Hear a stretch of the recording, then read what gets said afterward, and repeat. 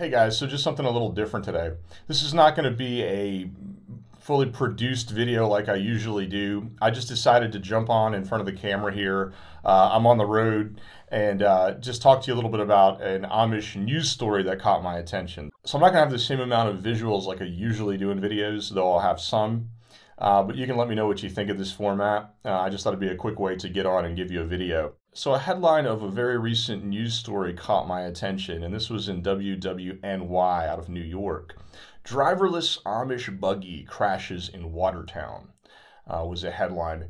And I have to admit, when I saw the words driverless Amish Buggy, for a split second, the first thing I thought of was driverless cars. And then, start to think, is there an Amish group out there that, has really pushed the boundaries of adopting technology and, is using driverless buggies now? Now, there are some more progressive Amish groups, and if you've seen some of my videos on the topic, Amish do adopt change over time. You even see things like e-bikes becoming popular in communities like in Holmes County, Ohio.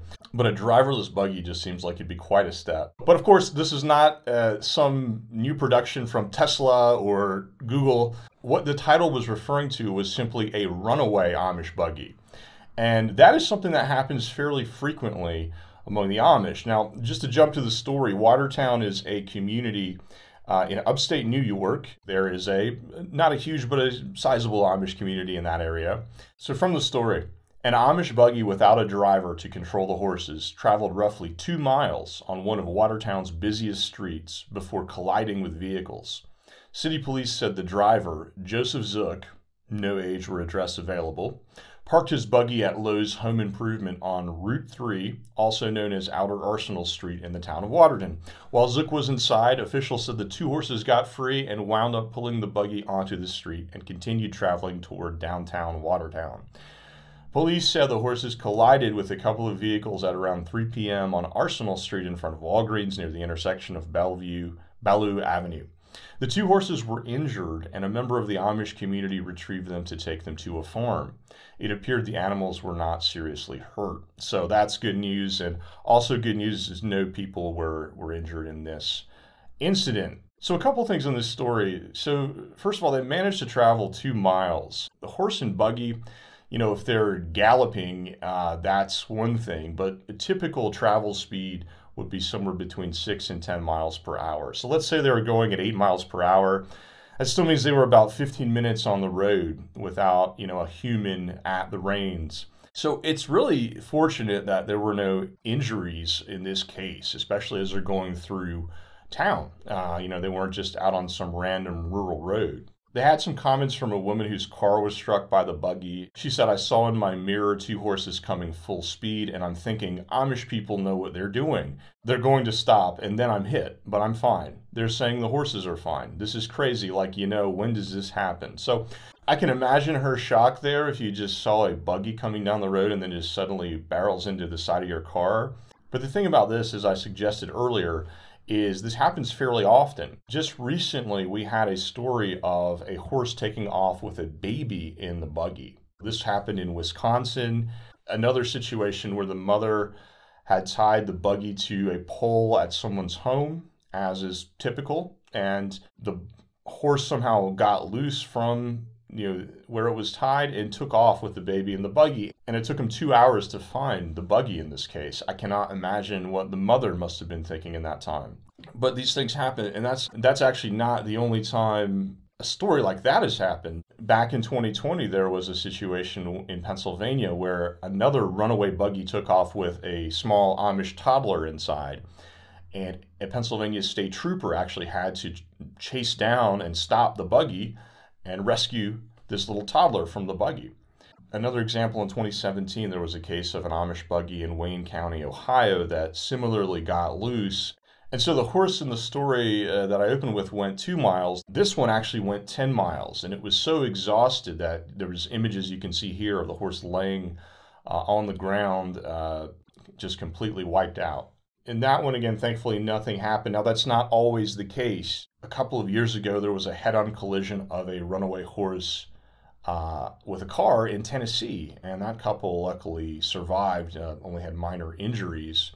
although about 10 years ago in Pennsylvania, there was a case where a woman suffered serious injuries after a buggy basically got loose and hit a van that she was traveling in. So this can lead to serious consequences. So this was a good thing in New York that nothing happened other than some car damage and a couple of horses that maybe got more excitement than they bargained for.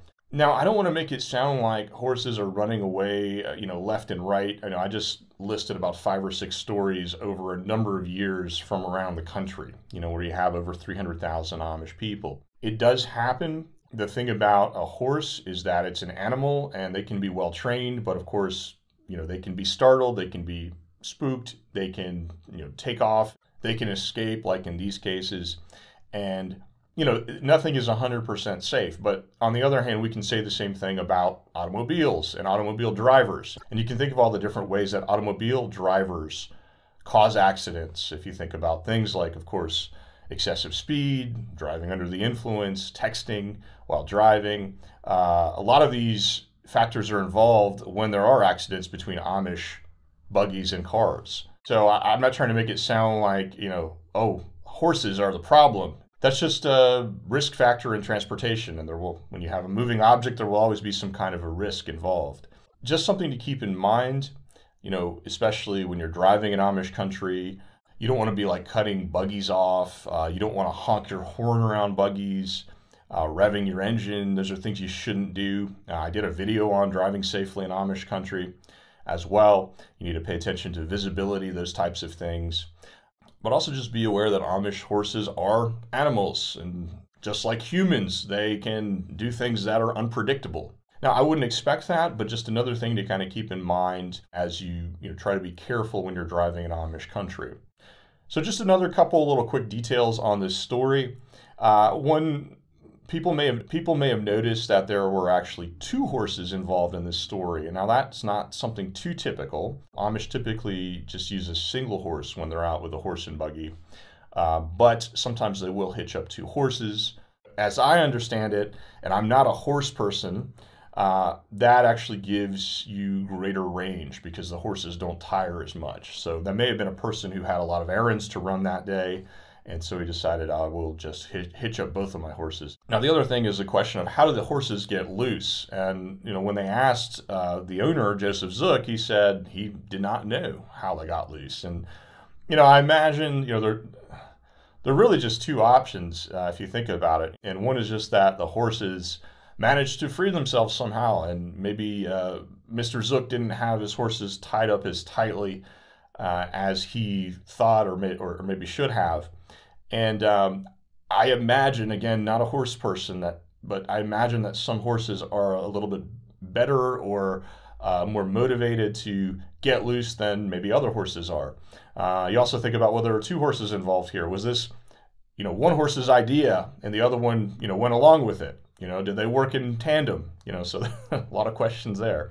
And the other option would be basically someone came along and let the horses loose, and that would be kind of a weird thing. I don't know if someone would think of that as a prank, even though it's a pretty dangerous thing to do. And so I kind of doubt that would happen, but it is an option. I would lean to just the idea that these weren't tied up as securely as maybe they should have been, and I imagine that the owner here will be more vigilant about that in the future. So your thoughts on this story, let me know in the comments.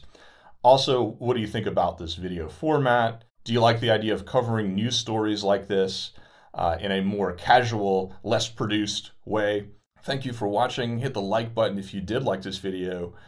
Hit the subscribe button if you'd like to stay in the loop for more videos like this. And I will talk to you next time.